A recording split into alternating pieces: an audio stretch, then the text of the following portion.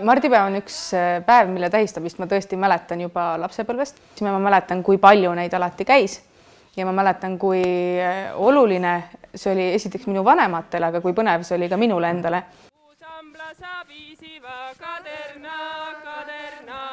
Sanditajad on maskeeritud tegelased, kes käivad peresse õnne toomas. Varasemast rikkalikust kombestikust on tänase päevani üle-eestilises elavas kasutuses vaid Mardi ja Kadrisandiks kehastumise tava. Maskeerituna talust talusse santimas käimise tava päritolu ja vanus ei ole täpselt teada. Kindel on see, et tänane santimise komme ühendab endast paljude sajandite kihistusi. Mardi ja Kadrisantide külaskäiku on traditsiooniliselt saatnud pikad kombekohased laulud ja maagiliste toimingutega pererahva õnnistamine. Mardipäeva eelõhtul 9. novembril kogunetakse kokku, et end tundmatuseni maskeerida. Mardisannid on enamasti riietatud meesteks. Nad kannavad tumedaid pahupidi pööratud kasukaid, nägu on tahmaga mustaks määritud või maskiga kaetud. Nad on lärmakad ja hirmu äratava välimusega.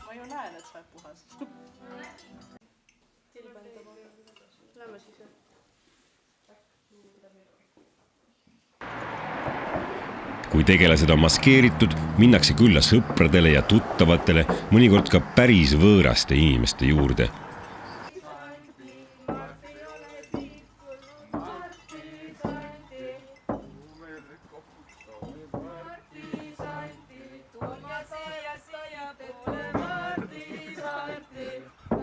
Ukse taga koputatakse ja lauldakse regivärsilist sisselaskmise või tervituse laulu, kus kirjeldatakse oma pikka ja vaevalist teekonda ja palutakse sisselaskmist. Laulu sõnad annavad vihje, et sandid saabusid meile teisest ilmast, seega pole Mardisand keegi muu kui meie esivanemate kehastunud hing. Tänapäeva noortele meeldib väga käia Marti jooksmas. Nad tõesti ootavad seda, nad valmistuvad selleks ette ja see on neile päriselt oluline see aeg leida, et sinna koos minna. Suur tänu, et meid siin oma kodus olete otsustanud vastu võtta. Me tõesti kaugelt tuleme, barbad hirmsasti valutavad ja küüned külmetavad. Käriseb, põllupeelad, põlisevad, rahavakkal, variseb. Marki lipp põllupeelad, Marki lipp põllupeelad, Marki lipp põllupeelad, kõrgab maapidised. Olles tuppa sisse kutsutud, panevad mardisandid pererahva proovile. Valutakse ette näidata tehtud töid, esitatakse mõistatusi ja lastakse teha erinevaid trikke.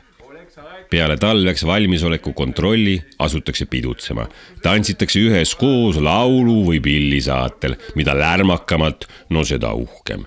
Ja me teeme teile ühe väikese, nagu öeldakse, mängu, aga asi on seejuures väga tõsine.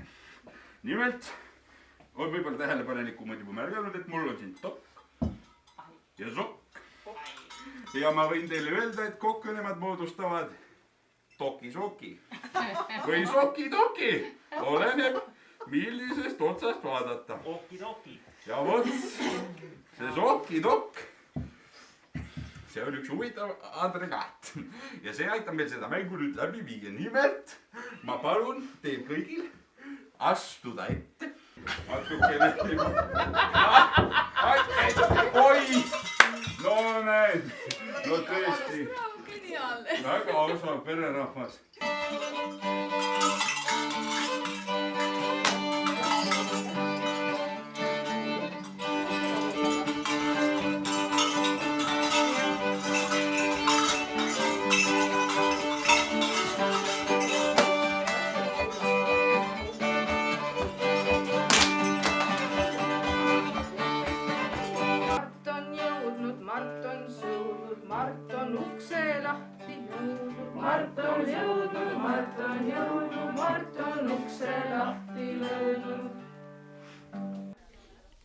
Lõpetuseks manguvad sanditajad ande.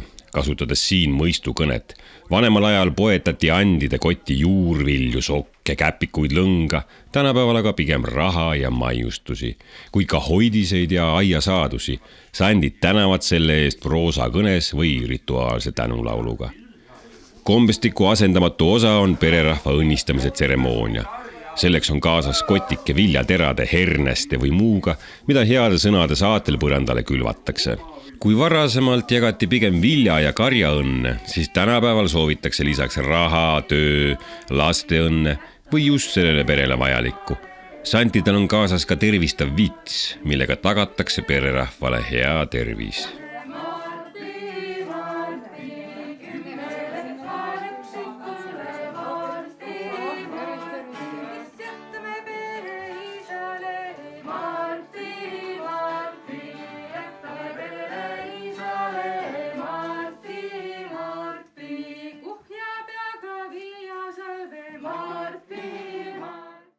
Kaks nädalat hiljem lähevad liikvele kadrisandid, kelle väljanägemine on erinev, aga rituaalid on Martidele sarnased.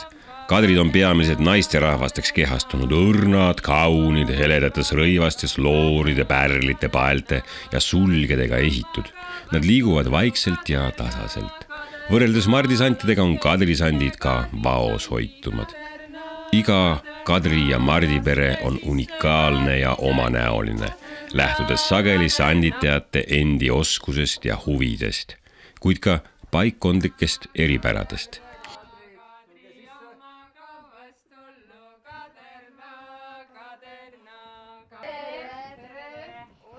Me tullime sealt mitme perve tagant, sealt Kütijaru perve tagant ja Setomaa serva tagant. Küütse kõlmetase ja varbe valutase. Maskeeritakse ka erinevateks loomadeks ja ametimeesteks.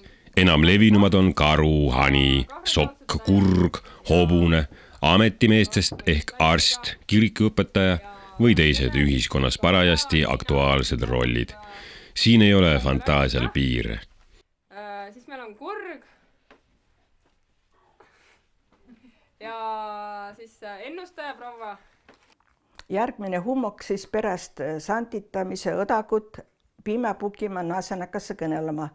Kuule, kas tipul ka soo aasta sandid käve? Ja käve, meil käve 2 sandi viil. Või no teil tule siis küll hää aasta. Ja muidugi vanastes on need odakommed ka, et nüüd need latse viskase terri kõik maha. Mõne oma nii viisaka küsis, et kas me ei tohe teile visata, no jumal, mis ei tohe, õnne tohet ikka visata. Kas me kaemi, kas pererahvas on ka hään sportlikun vormin? Meie kurekene näidas ette, kurg näidas ette, et sälge ei tohi vasta põrmandud puttu. Proovi. No. Esi pead üleval hoidma, jah? Minu jaoks tähendas Kadri ja Märdi sandi ikkagi vaheldust ja mingil määral vana traditsiooni elluviimine, kultuuri elukindla peale, sõpruskonnaga kokkusaamine. See on ääretult imeline, et see traditsioon päriselt ikkagi on veel alles, et kõik teavad, millega on tegu. Ka siis, kui ei ole väga ammu võib-olla kodus mardisante käinud, kõigile ikkagi meenub.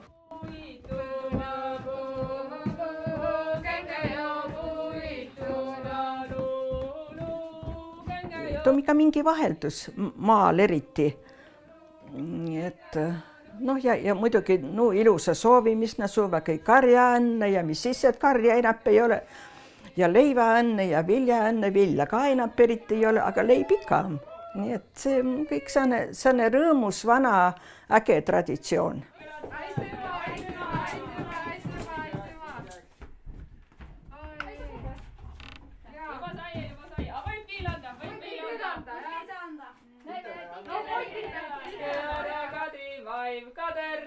Kaderna, maske ära Kadri vaim, kaderna.